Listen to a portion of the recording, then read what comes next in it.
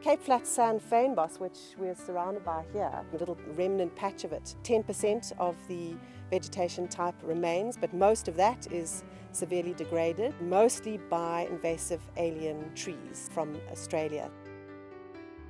In about 2012, Stellenbosch University and the City of Cape Town formed a partnership to try and address this challenge of trying to restore these fragments. We realized that this was a very interesting opportunity for us to get involved from the Stellenbosch University side in a research implementation partnership. The benefits of this research implementation partnership go both ways.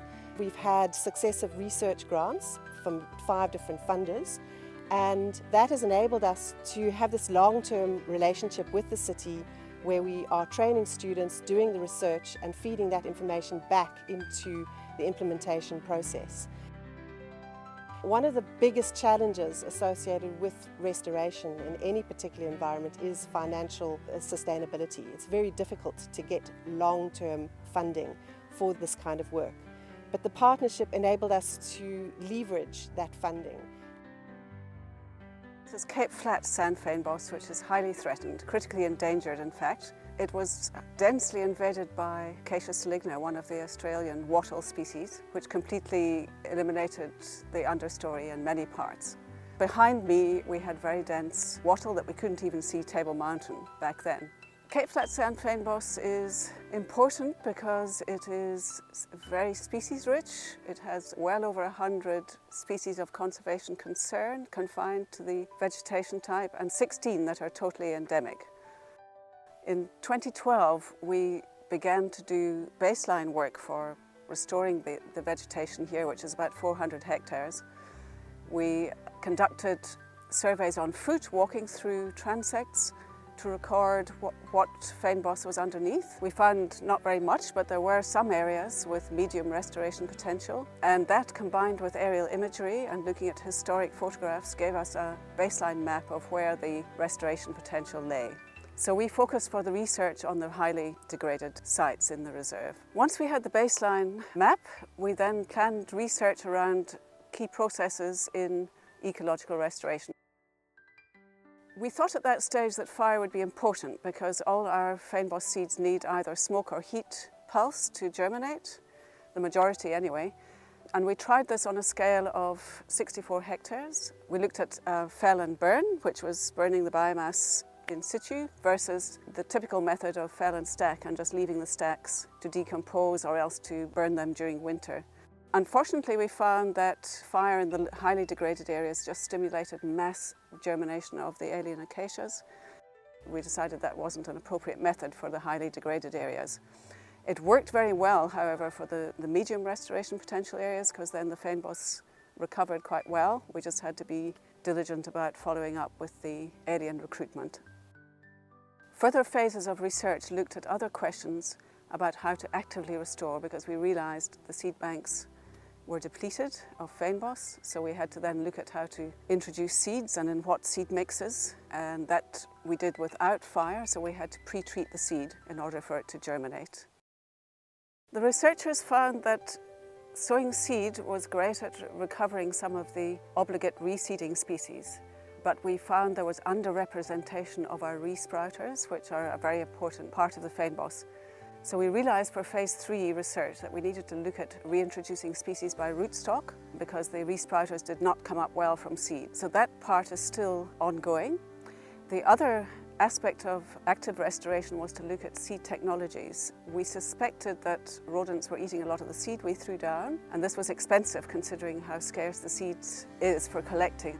We looked at coating the seeds with various compounds that have been used elsewhere in restoration and found that it does look as if it has potential for reducing rodent granivory, and that might be a benefit for active restoration going forward. We're standing in Blaauwberg Nature Reserve, which began as a concept more than 20 years ago called the Blaauwberg Conservation Area, when the local authority at the time, which is now the City of Cape Town, partnered with Cape Nature to set aside this land for conservation. It was recognized primarily for its biodiversity value, but also for its cultural heritage, being the site of the Battle of Blaauwberg of 1806, which was a seminal battle in the history of the Cape Colony over control of the Cape. Two of the biggest research interests that developed in the Blaauwberg Nature Reserve was the restoration of the biodiversity and the exploration of the cultural heritage of the area. So the benefit of the Nature Reserve at this stage primarily relates to the potential that it offers for research in conservation and biodiversity restoration, and also cultural heritage exploration. It's interesting how these two aspects interfaced. It was only after clearing the first 100 hectares through the research project that the area became visible to the historians, who were now very interested in recreating the Battle of Blaauwberg. They were able to use our hectare grid-based research plan, which essentially the entire area was mapped out into these hectare areas as management units. And those management units enabled historians to recreate the battle. We wanted this to be a co-learning process, and indeed it has been.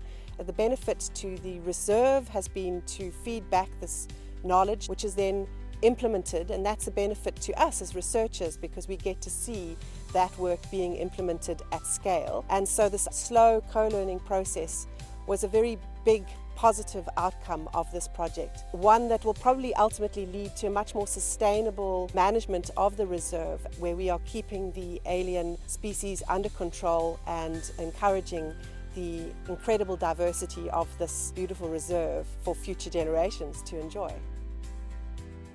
We've benefited greatly from this long-term restoration projects by committed researchers, practitioners in and beyond the city, and of course our own managers and our own staff, many of them that were also involved in the research. And it's really changed the way we do some things, and it's also reduced the cost of clearing aliens. So it's been a really lovely collaborative project, and also it's changed the landscape in Blaauwberg itself.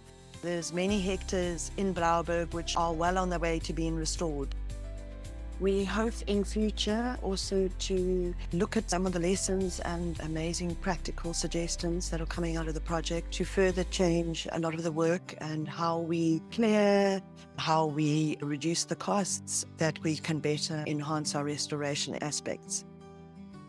The consistent and long-term collaborations with the city and ecological restoration researchers has resulted in the city becoming a global innovation hub for ecological restoration.